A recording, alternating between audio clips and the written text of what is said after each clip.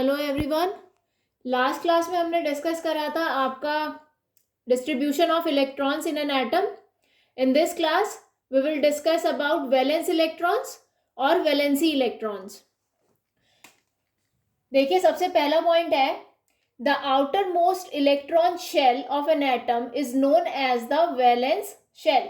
तो जो आपका आउटर मोस्ट शेल होता है, outer most electron shell of an atom, यानी कि जब आप एटम्स को डिस्ट्रीब्यूट करते हैं तो आपका जो आउटर मोस्ट शेल होता है जिसमें आपके रिमेनिंग इलेक्ट्रॉन्स अकोमोडेट होते हैं किसी एटम के, वही आपका वैलेंस शेल होता है। तो सबसे आउटर मोस्ट इलेक्ट्रॉन शेल आपका वैलेंस शेल कहलाता है। सेकेंड पॉइंट है the electrons present in the outer most shell of an atom are known as valence electrons. क्योंकि जो आउटर मोस्ट शेल है आपका वैलेंस शेल कहलाता है, इसीलिए जो इलेक्ट्रॉन्स वैलेंस शेल में आपके प्रेजेंट रहते हैं वो आपके कहलाते हैं वैलेंस इलेक्ट्रॉन्स और वैलेंसी इलेक्ट्रॉन्स। वैलेंस इलेक्ट्रॉन्स और वैलेंसी इलेक्ट्रॉन्स इनको क्यों कहा जाता है? Because they help in deciding the valency of the atom. और वैलेंसी आपकी क्या होती है? Combining capacity. तो आपके वैलेंस इलेक्ट्रॉन्स या वैलेंसी इलेक्ट्रॉन्स ये इसलिए कहलाते हैं because they decide the valency of the atom. Third है it was observed that the atoms of elements having a completely filled outermost shell show little activity। तो experiments के through ये पाया गया कि जो एटम्स हैं, एटम ऑफ एलिमेंट्स जिनके कंप्लीटली फिल्ड यानी कि जिनका outer most shell completely filled रहते हैं, वो बहुत ही लिटिल एक्टिविटी शो करते हैं। इसको हम दूसरी तरीके से कहें तो हम ये कह सकते हैं कि इस तरह के एटम्स जिनका outer most shell completely filled होता है, उनकी जो कंबाइनिंग कैपेसिटी या फिर जो वैलेंसी होती है आपकी वो जीरो होती है। देखिए, यहाँ पे मैं दो एग्जांपल ले रही हूँ। सबसे पहले मैंने लिया है हीलियम का। हीलियम का जो एटॉमिक नंबर होता है वो होता है 2। तो जब आप इसके इलेक्ट्रॉन्स को डिस्ट्रीब्यूट करेंगे तो आपका जो के शेल रहता है उसमें मैक्सिमम 2 इलेक्ट्रॉन्स आ सकते हैं। तो 2 इलेक्ट्रॉन्स आपके ऑक्यूपाई कर लेंगे के शेल को, यानी कि ये कंप्लीटली फिल्ड है। के शेल अपने आप में कंप्लीटली फिल्ड है। तो इस तरह के जो एटम्स रहते हैं जिनके आउटर मोस्ट शेल, यानी कि हीलियम के लिए जो आउटर मोस्ट शेल है वो के शेल ही हो जाएगा और उसमें मैक्सिमम 2 इलेक्ट्रॉन्स आ सकते हैं। तो मैक्सिमम 2 जो कि एटॉमिक नंबर है आपका हीलियम का, वही फिल हो गए, यानी कि कंप्लीटली फिल्ड है। इसी तरीके से आर्गन जिसका एटॉमिक नंबर होता है 18, जब आप इसके इलेक्ट्रॉन्स को शेल में फिल करेंगे तो देखिए के में मैक्सिमम 2 आ सकते हैं, देन एल में आपके मैक्सिमम 8 आ सकते हैं।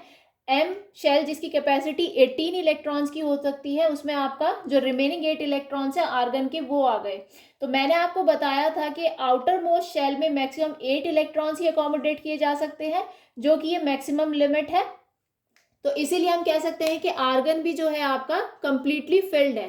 तो इस तरह के जो आपके एटम्स रहते हैं जिनका outer most shell completely fill रहता है, ये बहुत ही लेस एक्टिव होते हैं या लेस एक्टिविटी शो करते हैं।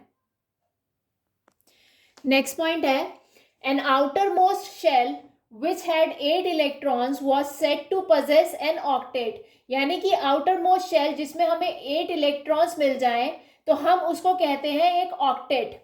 8 इलेक्ट्रॉन्स ऑक्टेट फॉर्म करता है।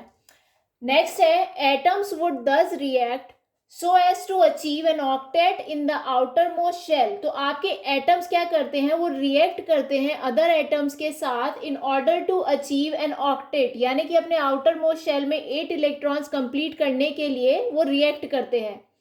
दिस वॉज डन, और वो रिएक्ट किस तरीके से कर सकते हैं? बाय शेयरिंग, गेनिंग और लूजिंग ऑफ इलेक्ट्रॉन्स। या तो इलेक्ट्रॉन्स शेयर कर लेंगे, या तो इलेक्ट्रॉन्स गेन करेंगे, या फिर इलेक्ट्रॉन्स लूज करेंगे। इन दिस वे वो अपना ऑक्टेट यानी कि आउटर मोस्ट शेल में 8 इलेक्ट्रॉन्स यानी कि ऑक्टेट को कंप्लीट करेंगे।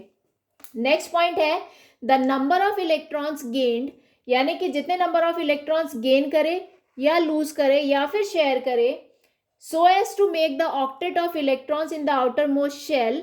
तो यानी कि जितने नंबर ऑफ इलेक्ट्रॉन्स गेन करे जा रहे हैं या लूज करे जा रहे हैं या फिर शेयर करे जा रहे हैं in order to complete the octet, वो हमें डायरेक्टली क्या बताएंगे? आपका the combining capacity of the element, यानी कि वैलेंसी आपकी बताएंगे।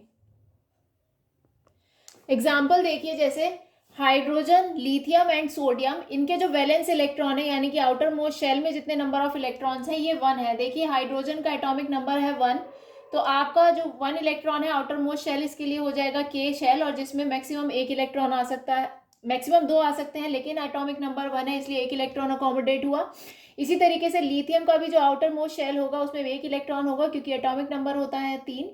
इसी तरीके से आप सोडियम देखिए, सोडियम का एटॉमिक नंबर होता है 11। जब आप इसके इलेक्ट्रॉन्स की डिस्ट्रीब्यूशन शो करेंगे तो आपको आउटर मोस्ट शेल में दिखेगा कि 1 इलेक्ट्रॉन। उसी तरीके से आपका बोरोन है जिसका एटॉमिक नंबर होता है 5, एल्यूमिनियम है जिसका एटॉमिक नंबर होता है 13। तो इस तरह के एलिमेंट्स जिनके आउटर मोस्ट शेल में आपको मिलेंगे 3 इलेक्ट्रॉन्स। देखिए जब के 5 आप डिस्ट्रीब्यूट करेंगे तो मैक्सिमम 2 के शेल में, then remaining will be in the next shell, जो कि आपका आ जाएगा 3 in the next shell, L shell. इसी तरीके से एल्यूमिनियम में जब आप इलेक्ट्रॉन्स की डिस्ट्रीब्यूशन को शो करेंगे तो देखिए यहाँ पे maximum 2 electrons in K shell, maximum 8 electrons in K shell and the remaining in N shell, जो कि हैं आपके 3 इलेक्ट्रॉन्स। देखिए क्योंकि हाइड्रोजन, लिथियम और सोडियम के जो आउटर मोस्ट शेल में इलेक्ट्रॉन्स थे वो 1 थे, इसीलिए उसकी इन तीनों की वैलेंसी हो जाएगी 1। सिमिलरली बोरोन और एल्यूमिनियम जो थे उनके आउटर मोस्ट शेल में 3 इलेक्ट्रॉन्स थे, देयरफॉर इनकी वैलेंसी हो जाएगी 3। देखिए अब नेक्स्ट पॉइंट है, if the number of electrons in the outer most shell of an atom is close to its full capacity then the valency is determined in a different way.